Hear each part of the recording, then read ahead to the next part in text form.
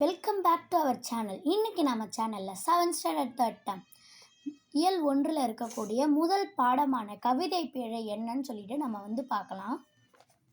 கவிதை பிழை என்ன இருக்குது அப்படின்னு பார்த்தீங்கன்னா, விருந்தோம்பல். இது என்ன பாடம் அப்படின்னு பார்த்தீங்களா, இது ஒரு செய்யுள் கொடுத்துருக்காங்க. இது உங்களுக்கு மனப்பாட செய்யுள். இந்த செய்யுள் நான் ரீட் பண்ணுறேன்.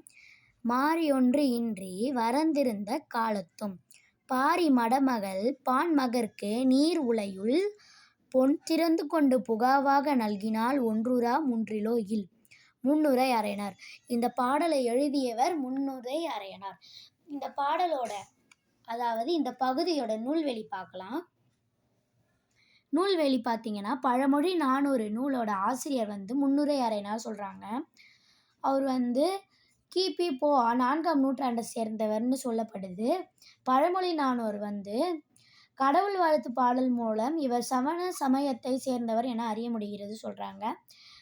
இந்த பழமொழி 400 நூல் இருக்கு இல்லைங்களா, இது கடவுள் வாழ்த்து பாடல். இந்த கடவுள் வாழ்த்து பாடல் மூலமாக இவர் ஒரு சமண சமயத்தை சேர்ந்தவர்னு நம்மளால் அறிய முடியுது அப்படின்னு இவங்க சொல்கிறாங்க.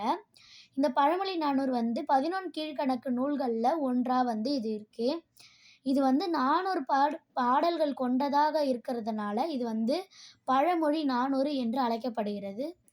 அது மட்டும் இல்லாமல் இது ஒவ்வொரு பாடல் இறுதியிலும் ஒரு பழமொழி இடம்பெற்றிருப்பதால் மட்டும்தான் இது பழமொழி 400 என்ற பெயர் பெற்றது. இந்த நூலில் இருக்க ஒரு பாட்டு தான் நம்மளுக்கு இங்கே தரப்பட்டிருக்கு. இதே நீங்கள் இப்போ பாடலின் பொருளில் பார்த்தீங்கன்னா, இங்கே பாருங்கள். இந்த பாடலில் இடம்பெற்றுள்ள பழமொழி ஒன்றுரா முன்றிலோ இல் அப்படின்னு சொல்கிறாங்க. அதோட அர்த்தம் என்னென்னா, ஒன்றுமில்லாத வீடு எதுவும் இல்லை என்பது இதன் பொருள் அப்படின்னு இவங்க சொல்கிறாங்க. அவங்க சொன்ன மாதிரியே இந்த பாட்டு லாஸ்ட் லைனில் ஒரு பழமொழி இருக்குது. சரி வாங்க புக் பேக் மார்க் பண்ணலாம்.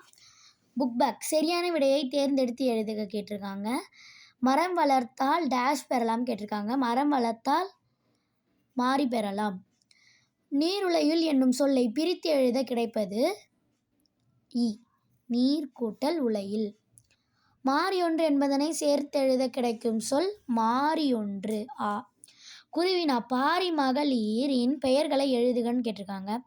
இங்கே பாரி மகளிரின் பெயர்களை எழுதுகன்னு கேட்டிருக்காங்க இல்லையா.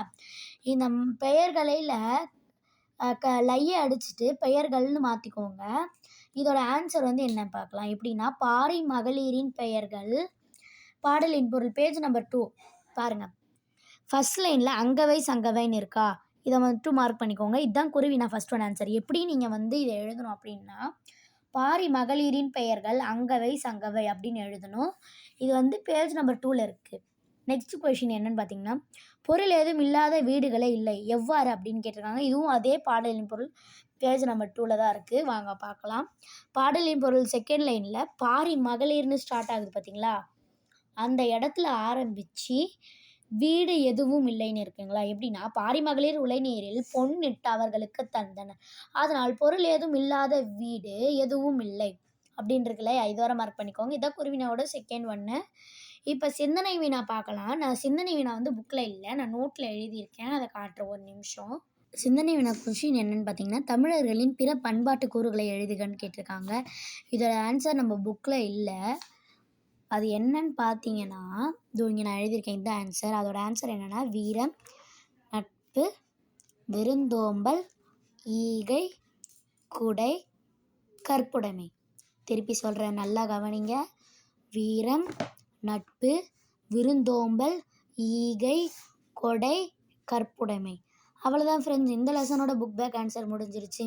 நம்ம சேனலை சப்ஸ்கிரைப் பண்ணாதவங்க சப்ஸ்கிரைப் பண்ணிக்கோங்க. இது மாதிரி யூஸ்ஃபுல்லான வீடியோஸ் நான் நிறையா போடுறேன். அதுக்கு நம்ம பேஜை ஃபாலோ பண்ணிக்கோங்க. தேங்க்யூ.